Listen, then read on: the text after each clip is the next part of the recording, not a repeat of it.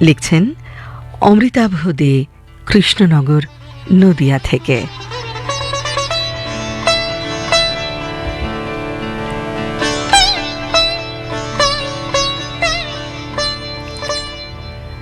আজ সারাদিন বৃষ্টি হলো খুব। আজ সারাদিন স্বাধীন ছিল মেঘ। টুপুর নামের একটি নদী একা বলল ওকে, আজ সারাদিন আমার কথাই লেখ। মেঘ বলল, তোমার কথা লিখব কেমন করে? টুপুর বলে, যেমন করে স্বাধীনতার স্বপ্ন তোমার নীল আকাশে ওড়ে, তেমনি করেই গল্প জুড়ে আমায় তুমি স্বাধীন করে দাও। মন কেমনের জলছবিটা অনেক দূরে, অনেক দূরে উড়িয়ে নিয়ে যাও। আজ সারাদিন লিখবে বসে মেঘ টুপুর নদীর মন কেমনের কথা। মেঘ ভাঙা জল, বৃষ্টি হলো খুব। আজ সারাদিন নদীর স্বাধীনতা। আজ সারাদিন বৃষ্টি হলো খুব। আজ সারাদিন ভিজল সবুজ পাতা। ইচ্ছে নামের একটি মেয়ে একা বলল ওকে, আমায় নিয়ে ভরিয়ে তোলো তোমার লেখার খাতা। সবুজ পাতা বলল শুনে, তোমায় নিয়ে লিখবে কেমন করে? ইচ্ছে বলে, যেমন করে পাতায় পাতায় স্বাধীনতার স্বপ্ন ঝরে পড়ে, তোমার পাতায় আমার গল্প ঝরুক তেমন করে। আজ সারাদিন লিখবে সবুজ পাতা, ইচ্ছে নামের সেই মেয়েটির কথা। পাতায় পাতায় বৃষ্টি হলো খুব। আজ সারাদিন ইচ্ছের স্বাধীনতা।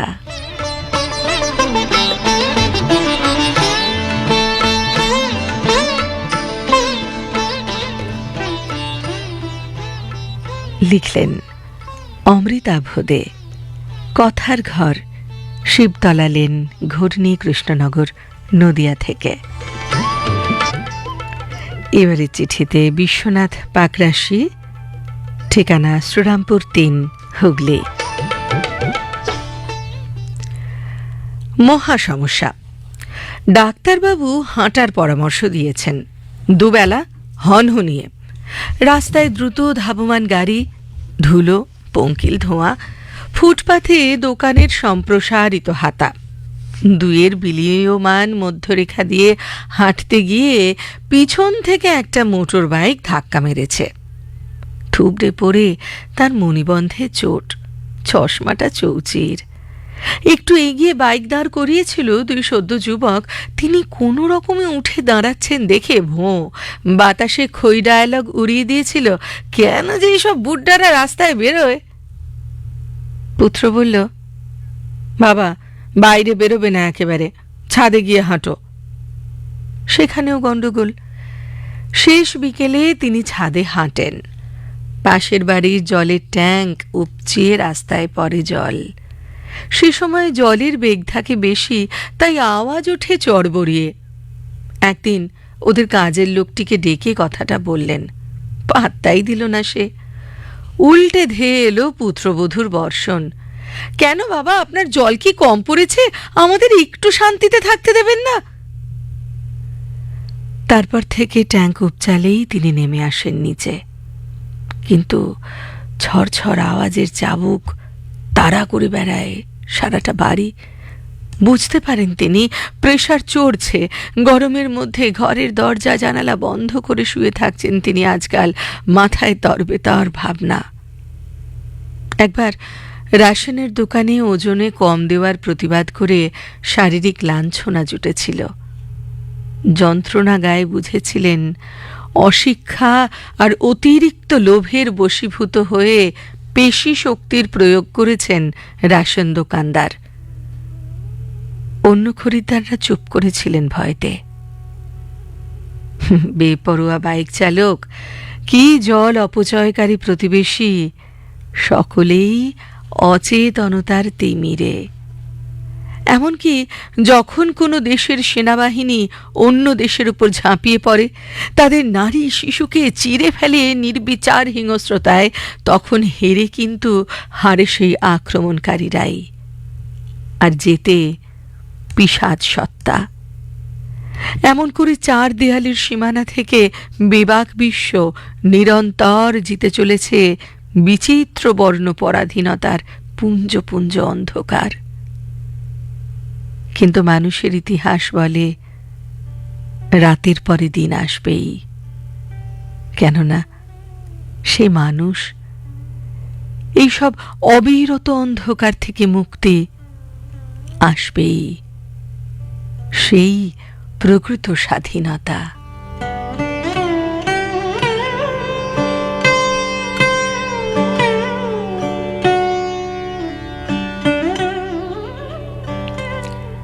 লিখলেন বিশ্বনাথ পাকরাশি, গান্ধার, অমূল্য কানন, শ্রীরামপুর ৩, হুগলি থেকে।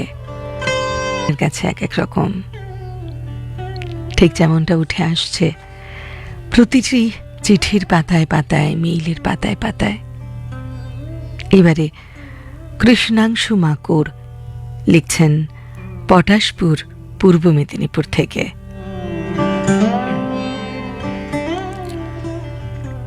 সে কোন গুহাকাল থেকে আকাশচুম্বী প্রাসাদময় জীবনের মাঝে কত যোজন যে সময় জমে আছে, তা এ সভ্যতাই বলতে পারে।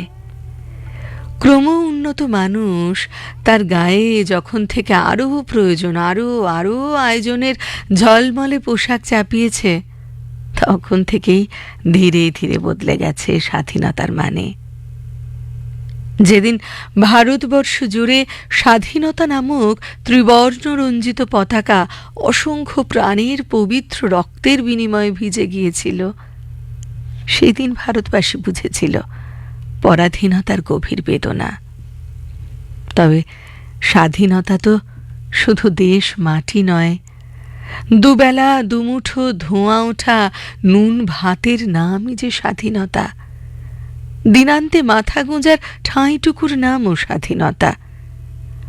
অক্ষর জ্ঞানহীন পিতামাতার সন্তানের মুখে প্রথম স্বরবর্ণ শেখার নামও তো এক স্বাধীনতা।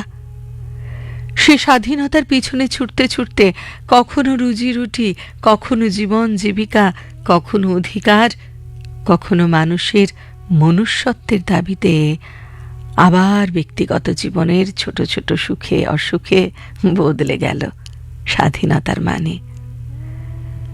বর্তমান জীবন যখন আর্টিফিশিয়াল ইন্টেলিজেন্সের মতো প্রযুক্তির কাছে আত্মসমর্পণ করছে, তখনও স্বাধীনতার অর্থ এক এক রকম বদলে যাচ্ছে। তবে কি যথেচ্ছ প্রযুক্তি নির্ভরতার কাছে মানুষ অসহায় হয়ে পড়বে? মানুষের নৈতিক বেঁচে থাকার শর্তগুলি কি যন্ত্রের কাছে অপ্রাসঙ্গিক হয়ে পড়বে? মানুষের মূল্য যন্ত্রের নিরিখে কোথায় দাঁড়াবে? মানুষের প্রয়োজন অস্বীকার করে যন্ত্র নির্ভরতা, এ কি এক স্বাধীনতা? তবু তো অদ্ভুত সময়, যেখানে এক পা স্বর্গে থাকলেও অন্য পা রসাতলে। এই উন্নততর জীবনে এখনো আস্তিনে গোটানো রয়েছে মধ্যযুগীয় ধ্যান ধারণার বিষাক্ত সাপ। তা না হলে আমার কথা বলা, রুচিবোধ, ধর্মবোধ, সংস্কৃতিতে অন্যের গাত্রদাহ কেন? বাহুবল, অর্থবল, লোকবল, ধর্মবল বহুকাল থেকে এক শ্রেণীর মানুষের কাছে স্বাধীনতার অর্থ বদলে দিয়েছে।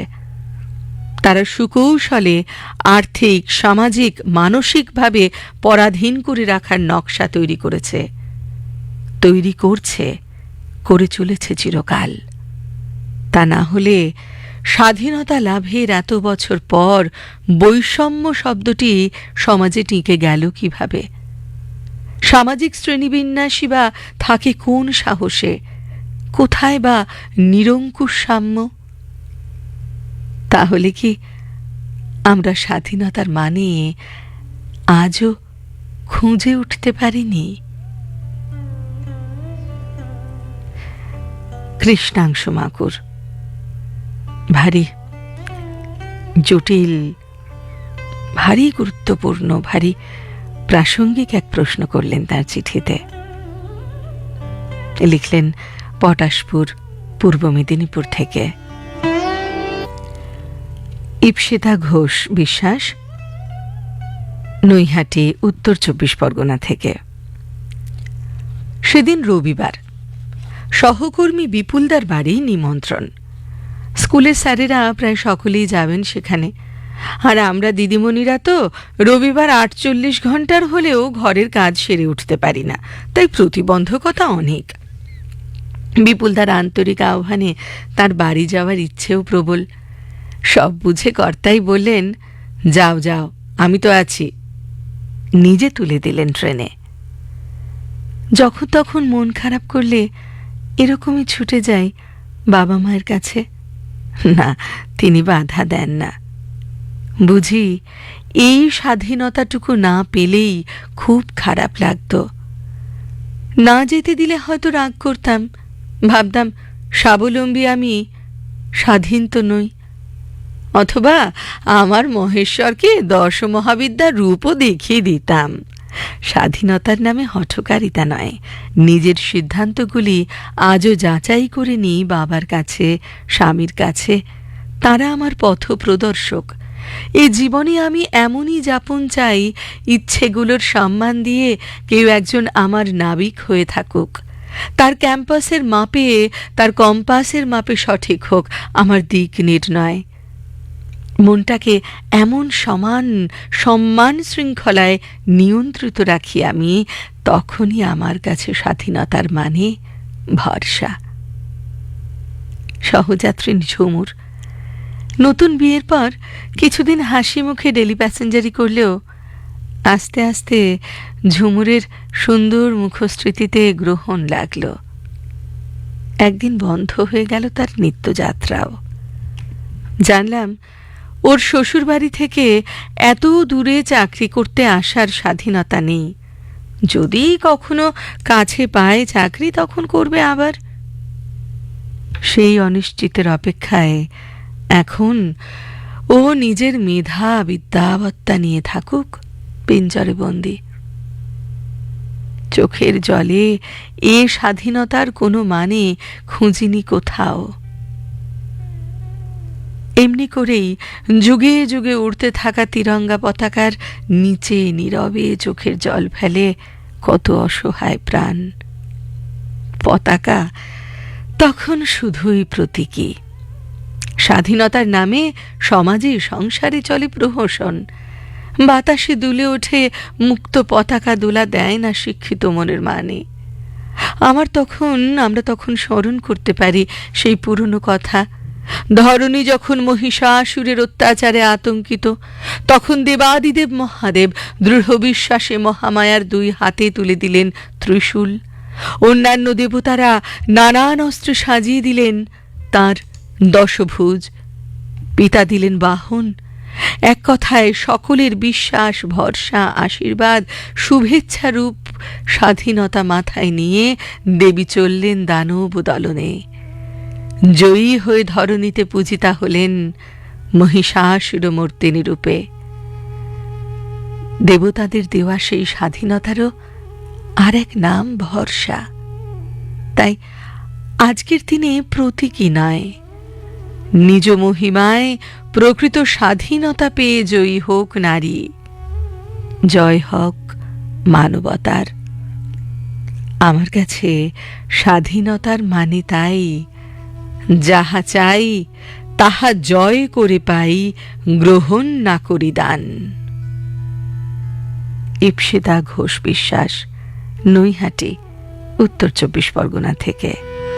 তুমি জনে জনে স্বাধীনতার মানে জানতে চাইছ, অথচ শব্দটির মধ্যেই নিহিত আছে তার অর্থ। বলছেন অনিন্দিতা ঘোষ, নেতাজি নগর, কলকাতা থেকে। বেশ, যদি বলি স্বাধীনতার মানে আমি অজস্র বন্ধনকে বুঝি, তুমি কি বিশ্বাস করবে?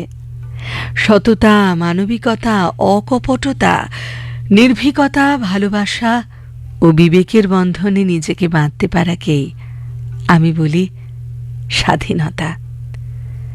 লালসার হাত থেকে সততার বন্ধন, পাশবিকতার থেকে মানবিকতা, কপটতার হাত থেকে অকপটতা, ভয়ের থেকে নির্ভীকতা, ঘৃণার থেকে ভালোবাসা ও অন্যায় কর্ম থেকে বিবেকের বন্ধন মুক্তি দেয় অন্তরাত্মাকে।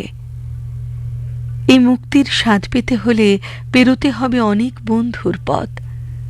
এ তোমার তেরঙ্গা উড়িয়ে মেরা ভারত মহান ক্যাপশনে সেলফি সাঁটানো স্বাধীনতা নয় হে বন্ধু। অভাব অনটনে ক্লিষ্ট ব্যক্তি যখন নির্দ্বিধায় ফিরিয়ে দেয় টাকা ভর্তি বা গহনা ভর্তি ব্যাগ, তারে কয় সভ্যতা। আর সভাগৃহে honest is the best policy এই বাণী আওড়ানোকে বলে বাগ্মিতা। খুঁজতে যেও না ওখানে স্বাধীনতা। প্রতি মুহূর্তে বিবেকের দংশনে মরার চেয়ে দিন রাত্রির পড়শির গাল খেয়ে বেঁচে থাকার ক্ষমতা অর্জন করাই আমার কাছে স্বাধীনতা। নিজেকে জাহির করতে অপরকে অহেতুক ছোট করার প্রয়াস দেখে তার বিরুদ্ধে গর্জে ওঠার স্পর্ধাই আমার কাছে স্বাধীনতা। উচিত কথা বললে বন্ধু বিগড়ে যাবে জেনেও বুক ঠুকে উচিত কথা বলতে পারার দমকে আমি মনে করি স্বাধীনতা। স্রোতের বিরুদ্ধে একা পাড়ি দেওয়ার হিম্মতকে বলি স্বাধীনতা।